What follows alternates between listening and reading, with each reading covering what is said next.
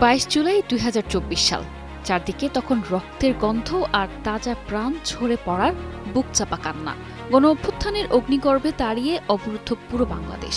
ছাত্র জনতার আপোষহীন রক্তের স্রোতে ভেসে কোণঠাসা স্বৈর সরকার সেদিন তড়িঘড়ি করে সরকারি চাকরিতে 93% মেধাভিত্তিক নিয়োগের প্রজ্ঞাপন জারি করতে বাধ্য হয়েছিল।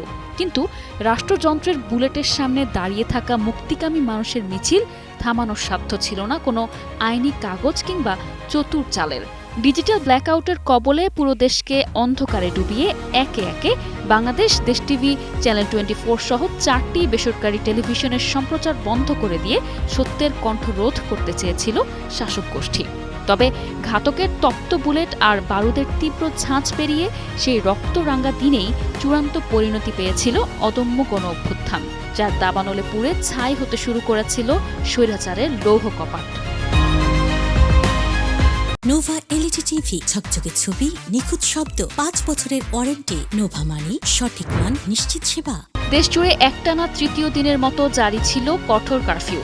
4 দিন ধরে সম্পূর্ণ বন্ধ দেশের ইন্টারনেট যোগাযোগ। অবস্থা বেগতিক দেখে কোটা সংস্কারে হাইকোর্টের রায় অনুসারে 93% মেধার ভিত্তিতে নিয়োগের প্রজ্ঞাপন জারি করে।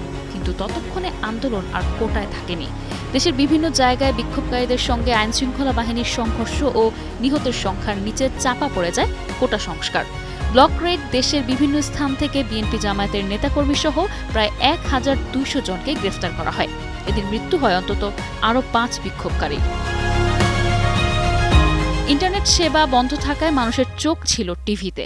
জনতা যাতে সঠিক তথ্য না পায় সেজন্য স্বৈর সরকার এদিন দুপুর 2টার সংবাদের আগে দ্বিতীয়বারের মতো 30 মিনিট সম্প্রচার বন্ধ করে দেয় বাংলাভিশন, এনটিভি, চ্যানেল 24 ও দেশ টিভি। কারফিউয়ের কারণে প্রধান সড়কগুলোতে শিক্ষার্থীদের উপস্থিতি কমে যায়। ক্ষোভের আগুন ছড়িয়ে পড়ে শহরের অলিতে গলিতে। ব্যবসায়ীদের সাথে বৈঠকে আন্দোলন নিয়ন্ত্রণে আরও কঠোর অ্যাকশনে যাওয়ার ঘোষণা দেন শেখ হাসিনা। নিশা আলম, ডেস্ক রিপোর্ট, 21 টেলিভিশন।